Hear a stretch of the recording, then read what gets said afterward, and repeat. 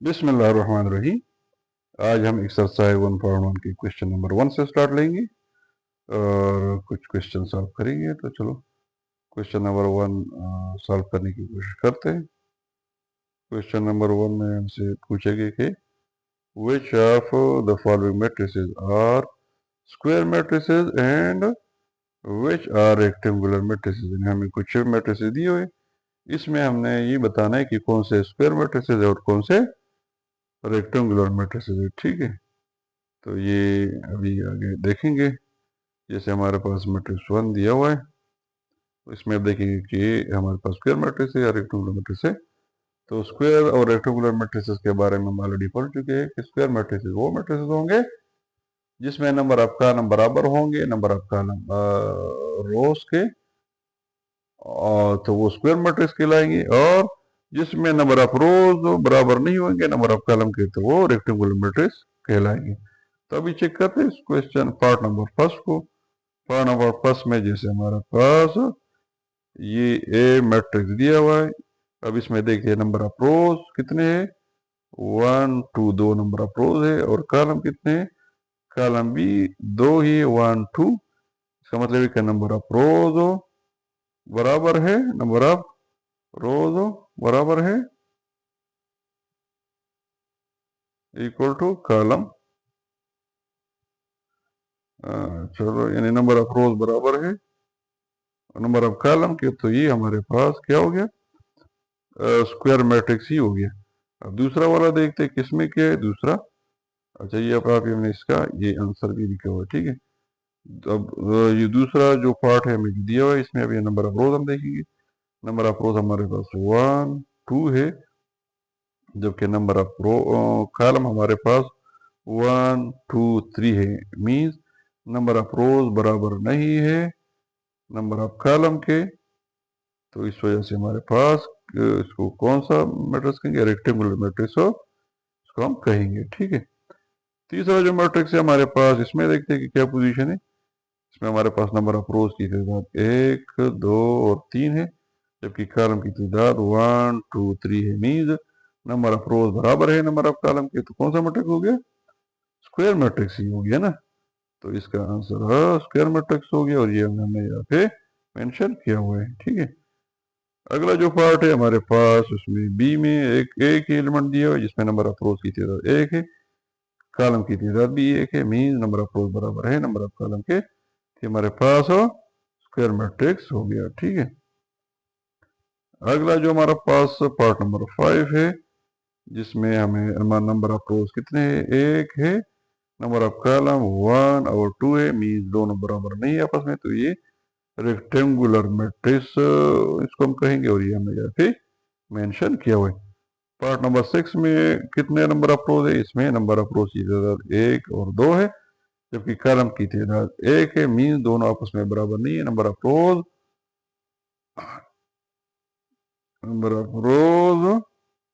Rose is not equal to number of columns।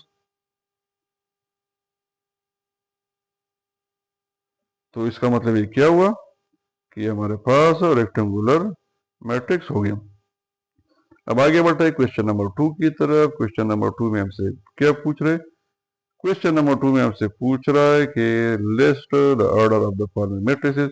हमें कुछ matrices दिए हुए, इसमें हमने क्या करने हैं, उनके ऑर्डर्स लिखने हैं। मीन्स नंबर ऑफ ऑर्डर, हमारे पास किसी भी मैट्रिक्स का ऑर्डर क्या होता है, किसी भी मैट्रिक्स में का ऑर्डर नंबर हमें क्या बताता है, उसका बताता है हमें number of rose by number of column.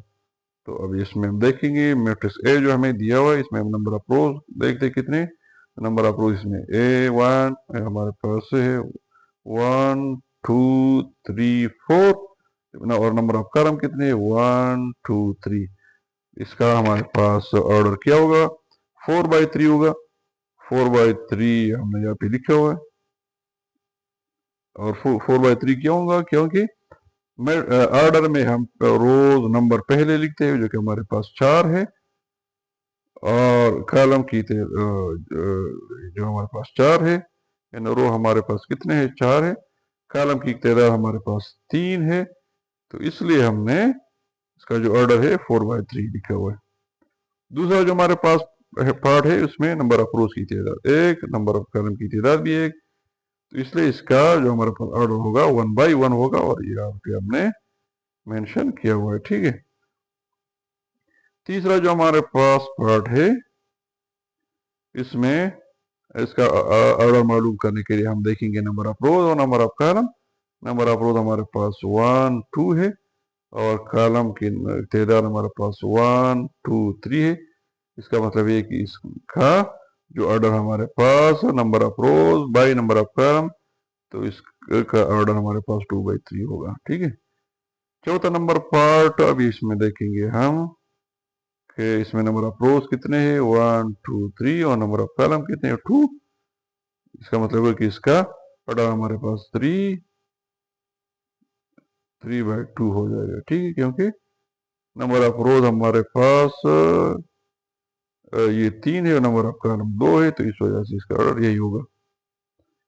पांचवा जो पार्ट है हमारे पास, इसमें नंबर ऑफ रोज हम देखते हैं कितने, 1 है, नंबर ऑफ कॉलम 2 है, तो इसलिए इसका जो हमारे पास ऑर्डर होगा 1/2 हो जाएगा। ठीक है, ये यहाँ पे हमने लिखा हुआ है। छठा जो हमारे पास पार्ट है, इसमें भी देखते कितने हैं नंबर ऑफ रोज की तादाद 1, 2, 3 है, नंबर ऑफ कॉलम की तादाद कितने, 1, 2, 3, दोनों 3 है, तो इसलिए इसमें का ऑर्डर हमारे पास 3/3 हो जाएगा, और ये यहाँ पे हमने मेंशन किया हुआ कि इसका ऑर्डर 3/3 हो जाएगा। आगे बढ़ते हैं क्वेश्चन नंबर 3 की तरफ। इसमें क्या है कि हमें एक मैट्रिक्स ए दिया हुआ है, और तकरीबन सारे एलिमेंट्स की हमने पोजीशन बतानी है कि A12 की पोजीशन कौन सी है, और इस तरह A2332 और इस सो ऑन। तो चलो 1/1 इसको अभी देखते हैं, पोजीशन इसकी लोकेट करते हैं। ये हमारे पास जो पार्ट 1 दिया हुआ है, पार्ट 1 ये ए में जो पार्ट 1 है हमारे पास, पोजीशन हमने A12 की मालूम करी। A12 का मतलब ये है मीन, अभी इसको थोड़ा सा और देखते हैं। A11 का मतलब ये कि रो नंबर हमारे पास 1 है, तो रो नंबर 1 पहले हम देखते हैं कि रो नंबर 1 हमारे पास जैसे ही इसके ऊपर मैं लाइन ड्रा कर लेता हूँ, ये लाइन हमारी ड्रा होगी। अभी ये जो 2 है ये रिप्रेजेंट कर रहा है और कॉलम नंबर को, तो मैं दूसरे कॉलम को जो है ना इसके ऊपर लाइन ड्रा कर लूंगा, तो ये मेरे पास दूसरे नंबर कॉलम हो जाएगी। अब ये दोनों लाइनें किसके ऊपर जो है ना आपस में मिल रही है, ये जो है 2 के ऊपर आपस में मिल रही है, तो ये 2 हमारे पास इसका ये A12 की पोजीशन में हमारे पास कौन सा एलिमेंट लाई कर रहे हैं, ये 2 लाई कर रहे हैं, हमने यहाँ से लिखा हुआ है। ठीक है। अभी दूसरा जो हमारे पास पार्ट है, इसमें हमने कौन सी पोजीशन देखनी है, A23 की पोजीशन हमने देखनी है। तो A23 अब हम कैसे निकालेंगे, A23 का मतलब ये है कि A22 का मतलब ये है कि रो नंबर हमारे पास 2 है, तो पहले हम रो को मार्क करेंगे, तो हमारे पास रो नंबर ये 2 हमने मार्क कर लिया है। अब 3 यानी कॉलम नंबर हमारे पास 3 है, तो कॉलम नंबर 3 को हम अभी वो करेंगे, क्रॉस करेंगे, तो हमारे पास ये कॉलम नंबर 3 हो गया। अब ये दोनों लाइन किस पॉइंट के ऊपर एक दूसरे को क्रॉस कर रही है, ये 0 के ऊपर क्रॉस कर रही है, तो इसका मतलब ये है कि हमारे पास A23 पे कौन सा एलिमेंट लाई कर रहा है, हमारे पास ये 0 लाई कर रहा है, जिसको हमने यहाँ पे ये लिखा हुआ है। ठीक है। आगे बढ़ते हैं पार्ट नंबर 3 की तरफ। पार्ट नंबर 3 में हमें क्या मालूम करना है, हमें A32 मालूम करना है। A32 का मतलब ये है कि रो नंबर 3, तो रो नंबर 3 को हम क्रॉस करेंगे, और इस तरह कॉलम नंबर 2 की भी साथ में क्रॉस करेंगे, तो ये दोनों 1 के ऊपर एक दूसरे को क्रॉस कर रहे हैं, तो इसका मतलब है कि 32 पे हमारे पास जो एलिमेंट लाई कर रहे हैं वो 1 हो गया, और वो यहाँ पे हमने शो किया हुआ है। ठीक है। अगले पार्ट नंबर 4 की तरफ बढ़ते हैं, और इसमें हमने कौन से एलिमेंट को लोकेट करना है, किस पोजीशन एलिमेंट की पोजीशन को लोकेट करना है। A43 को मीन 4th रो को हम क्रॉस कर लेंगे और थर्ड रो ये हमारे पास ये हो जाएगी, दोनों आपस में कहाँ पे मिल रहे हैं, ये 6 के ऊपर मिल रहे हैं, तो हमारे पास A43 में एलिमेंट की पोजीशन 6 हो जाएगी और वो 6 हमें यहाँ पे ये हमें नजर आ रही है ना, ये 6 वाली हमें यहाँ पे मेंशन की हुई है। ठीक है, आगे बढ़े पार्ट नंबर 5 की तरफ। पार्ट नंबर 5 में क्या दिया हुआ है, ये एलिमेंट मैट्रिक्स दिया हुआ है और हमने क्या बताना है, हमने A13 को फाइंड आउट करना है।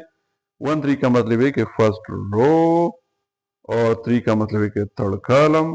अब दोनों आपस में क्या भी मिल रही है, -4 पोजीशन पे मिल रही, और ये -4 हमने इसका पोजीशन यहाँ पे लिखी हुई है, एलिमेंट 4 की पोजीशन हमारे पास A13 बन रही है।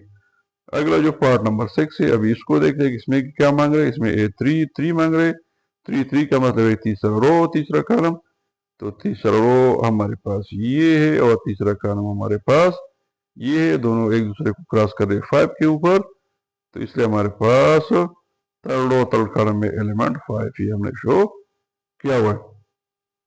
आगे बढ़ते हैं क्वेश्चन नंबर 4 की तरफ। क्वेश्चन नंबर 4 में हमने क्या करना है, हमने ये बताना है कि जो ये बल्कि which are the following matrices are equal, के नीचे दिए हुए मैट्रिसेस में कौन से मैट्रिसेस इक्वल है। ये A B C D 4 element दिए हुए मैट्रिसेस दिए हुए। अब 4 मैट्रिसेस में ये आप लोगों को नजर आ रहा है कि मैट्रिसेस A और B सिंप्लीफाइड फॉर्म में है। ये देखो, ये ऑलरेडी A और B सिंप्लीफाइड फॉर्म में है। A और B C सिंप्लीफाइड फॉर्म में नहीं है, उसको पहले हम सिंप्लीफाई करना है। इस तरह D भी सिंप्लीफाइड फॉर्म में नहीं, इसको पहले हम सिंप्लीफाई करेंगे, उसके बाद इसको सॉल्व करेंगे, देखेंगे कि ये आपस में इक्वल है या नहीं है। तो चलो इसको दोबारा लिख लेते हैं। ये हमारे पास A और B है, इसको हमने लिखा हुआ है सिंप्लीफाइड है, इसको चेक भी करते हैं कि आपस में इक्वल है कि नहीं है। तो चलो देखते हैं। अब इस इक्वल के लिए एक तो बात, दो एलिमेंट आपस में इक्वल तब होंगे जब तक दो कंडीशन सेटिस्फाई होंगे। एक कंडीशन तो ये है कि कोई भी दो एलिमेंट्स तब आपस में इक्वल होंगे जब उनके ऑर्डर्स आपस में बराबर होंगे। Mean number of rose and number of column किसी भी मैट्रिक्स के अगर आपस में बराबर होंगे तो आपस में इक्वल हो सकते हैं। लेकिन सिर्फ ये काफी नहीं है, दूसरी भी कंडीशन है। पहली कंडीशन चल रही है, जैसे मैं इस वाले मैट्रिक्स के नंबर ऑफ रोज और नंबर ऑफ कॉलम बराबर होंगे, इस वाले मैट्रिक्स के रो नंबर ऑफ कॉलम के तो वो बराबर हो सकते हैं जब दूसरा कंडीशन भी सेटिस्फाई होगा। मीन दूसरा कंडीशन ये है कि इनके जो ये नंबर्स लिखे हुए ये भी इनके करस्पॉन्डिंग पोजीशन में आपस में बराबर होंगे। सिर्फ बराबर होना काफी नहीं है, बल्कि करस्पॉन्डिंग पोजीशन में अगर ये आपस में इक्वल होंगे तो तब जाके इक्वल होंगे। अब देखते हैं, चेक करते हैं कि इक्वल है कि नहीं। अब जैसे ए में हमारे पास इनके आर्डर दोनों के सेम है, लेकिन अभी उनकी पोजीशन वाइज एलिमेंट्स को देखते हैं आपस में बराबर है कि नहीं है। तो ये हमारे पास 2 है और इसका जो करस्पॉन्डिंग एलिमेंट भी 2 है। ये हमारे पास ये 5 है, इसका करस्पॉन्डिंग एलिमेंट 5 है। ये 1 है और इसका करस्पॉन्डिंग एलिमेंट हमारे पास 4 है। तो इसका मतलब ये हुआ कि ए बराबर नहीं है बी के, दूसरा कंडीशन सेटिस्फाई नहीं हुआ। अब सी और डी को पहले क्या करते हैं कि सी और डी को हम सिंप्लीफाई करते हैं, फिर मजीद इसको सॉल्व करेंगे। तो सी और डी में जैसे ये यहाँ पे 1 + 1 दिया हुआ है, इन दोनों को ऐड कर लेंगे तो ये 2 आ जाएगा ना, तो यहाँ पे इसको 2 हम लिख लेंगे। अब ये 3 + 2 को ऐड करेंगे तो 5 आ जाएगा ना, तो इसको 5 हमने यहाँ पे लिखा हुआ है। इस तरह ये 4 ऑलरेडी सिंप्लीफाइड है, 4 को हमने अपनी जगह पे लिखा हुआ है, और 2 + 3 को ऐड करेंगे तो 3 आ जाएगा, 3 हमने यहाँ पे लिखा हुआ है। इस तरह डी को अब देखते हैं। डी में 2 सिंप्लीफाइड है, हमने यहाँ पे लिखा हुआ है एज इट इज। 4 + 1 5 बन जाएगा, ये हमने यहाँ पे सिंप्लीफाई करके 5 लिखा हुआ है। 1 ऑलरेडी सिंप्लीफाइड है, हमने यहाँ पे लिखा हुआ है। 3 ऑलरेडी सिंप्लीफाइड है, हमने यहाँ पे लिखा हुआ है। तो इस तरह हमने सी और डी को सिंप्लीफाइड फॉर्म में यहाँ पे और यहाँ पे लिखा हुआ है। अब हम देखेंगे ए और बी तो आपस में हमने चेक कर लिया था इक्वल नहीं है। अब हम ए और सी को चेक करेंगे, फिर साथ में डी के साथ चेक करेंगे। ठीक है, अब ए को हम चेक करते हैं। सी के साथ, ए को जब चेक करेंगे सी के साथ तो चलो चेक कर लेते हैं। ए में चूंकि ए बी सी डी में चूंकि नंबर ऑफ इनके ऑर्डर सबके बराबर है तो वो चेक करने की जरूरत नहीं है, 2 बाई 2 सबके ऑर्डर है। तो हम एलिमेंट्स को चेक करेंगे। तो हमारे पास ए में हमारे पास पहला एलिमेंट 2 है और सी में भी पहला एलिमेंट हमारे पास 2 है, दूसरा एलिमेंट हमारे पास 5 है, या फिर दूसरा एलिमेंट हमारे पास 5 है, तीसरा एलिमेंट हमारे पास 1 है और तीसरा एलिमेंट हमारे पास इधर 4 है। तो इट मींस ए इक्वल नहीं है सी के। अब ए को हम देखते हैं डी के साथ कि डी के बराबर है कि नहीं है। तो उसके साथ हम चेक करते हैं। पहला एलिमेंट हमारे पास 2 है, डी में हमारे पास पहला एलिमेंट 2 है, दूसरा एलिमेंट हमारे पास ए में 5, इधर भी 5, तीसरा हमारे पास 1, डी में भी 1 है, चौथा हमारे पास 3, डी में भी 3 है। तो क्या हुआ, मतलब हुआ कि एलिमेंट मैट्रिक्स ए के सारे एलिमेंट्स मैट्रिक्स डी के करस्पॉन्डिंग एलिमेंट्स के बराबर है। इसका क्या मतलब है कि ए इक्वल है डी के। तो ये यहाँ पे हमने लिखा हुआ है, ठीक है। अब आगे चेक करते हैं बी को। अब चेक करेंगे सी और डी के साथ, ए का तो हो गया ना, अब बारी है बी की। तो बी को अब चेक करेंगे उनके एलिमेंट के साथ। तो बी का शुरू वाला जो हमारे पास एलिमेंट है 2 है, ये सी का भी 2 है, इधर 5 है, इधर भी 5 है, इधर 4 है, इधर भी 4 है, इधर 3 है, इधर भी 3 है। तो इसका मतलब यह कि बी बराबर है सी के, और ये बी हमने यहाँ सी के बराबर लिया हुआ है, ठीक है। अब बी को हम देखते हैं डी के अगेंस्ट, हम देखते हैं कि बराबर है कि नहीं। तो बी यहाँ पे फर्स्ट एलिमेंट हमारे पास 2 है, इधर भी 2 है, इधर 5 है, इधर भी 5 है, इधर 4 है, इधर 1 है। तो बी और डी भी आपस में इक्वल नहीं है, ठीक है। और इसके अलावा सी और डी अगर हम आपस में देखेंगे तो देखते हैं कि बराबर है कि नहीं है। तो यहाँ पे 2 है, यहाँ पे भी 2 है, यहाँ पर 5 है, यहाँ पे भी 5 है, यहाँ 4 है, यहाँ पे 1 है। तो यहाँ पर भी ये एलिमेंट आपस में बराबर नहीं है, बस तो 2 ही एलिमेंट थे। इन 2 जगह ए हमारे पास, इन चारों मैट्रिसेस में ए हमारे पास बराबर है डी का और बी हमारे पास बराबर है सी का। तो ये हमारे पास इनकी रिजल्ट आ रहे। अब आगे बढ़ते हैं क्वेश्चन नंबर 5 की तरफ। ये आखिरी हमारा क्वेश्चन है आज के लेक्चर का। तो इसमें हमने दिया हुआ है एफ मैट्रिक्स ए हमें दिया हुआ है और बी दिया हुआ है, और ये आपस में क्या है ये हमें बता रहे कि हमने वैल्यूज निकालनी है इन अननोन्स की, जो इसमें दी हुई यू की वैल्यू निकालनी है, डब्ल्यू की वैल्यू निकालनी है और वी की वैल्यूज निकालनी है।